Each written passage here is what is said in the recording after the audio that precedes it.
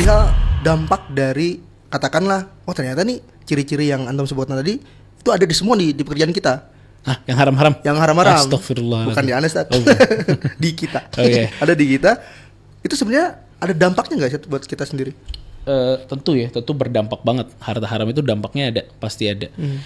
Dan apapun sebenarnya yang jauh atau yang berupa kemaksiatan itu pasti ada dampaknya, cepat ataupun lambat. Dosa sekecil apapun ada dampaknya, ya. Termasuk dengan harta haram. Harta haram itu ada dampaknya, ya. Pertama Rasulullah SAW mengatakan, ya, bahwa harta yang haram itu neraka lebih berhak baginya. Daging yang tumbuh dari harta yang haram itu neraka lebih berhak darinya. Maksudnya adalah orang yang ngambil harta haram ini, mereka ini diancam oleh Allah Subhanahu wa taala masuk neraka.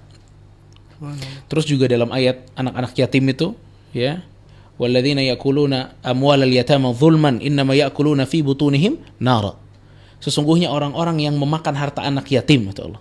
Ya, dia ambil tuh ke kantongnya dia segala macam, kata Allah, sesungguhnya yang dia makan itu adalah neraka. Ini ancaman gitu loh. Kalau orang mengambil harta haram berarti masuk neraka, ya.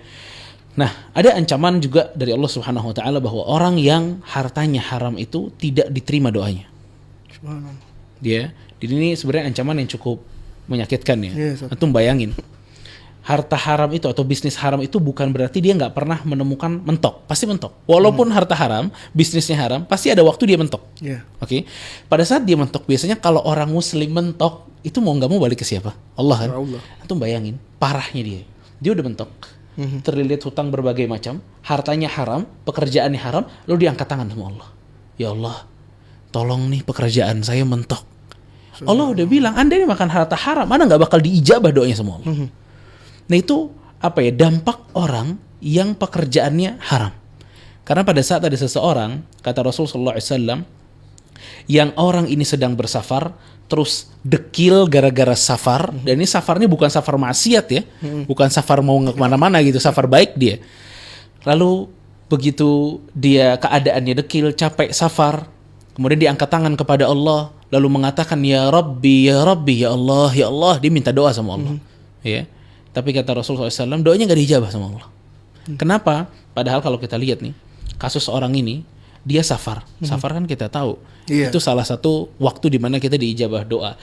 Terus dekil-dekilan gara-gara safar dalam rangka kebaikan itu juga dihargai oleh Allah sebagaimana orang-orang di Padang Arafah. Dekilnya mereka itu yang dinilai oleh Allah Subhanahu wa taala. Ya.